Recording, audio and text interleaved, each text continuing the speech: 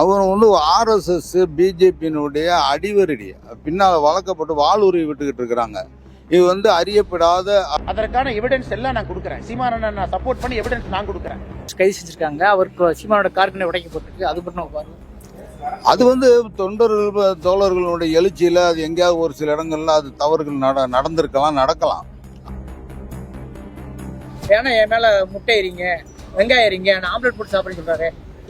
அவர் எதை வேணாலும் சொல்லுவார். இவர் இது மட்டும் இல்லை, ஏன்னா தமிழ்நாட்டில் வந்து எது இல்லாத விஷயங்கள்லாம் இருக்கின்றத பேசக்கூடியதில் அது புழுகனி சீமான்னா அவர் தான். அது திராவிடம்னு பேசுறவங்களை ஒழிக்கிறதா எங்க கொள்கை. வேற ஏதாவது வேணுமா?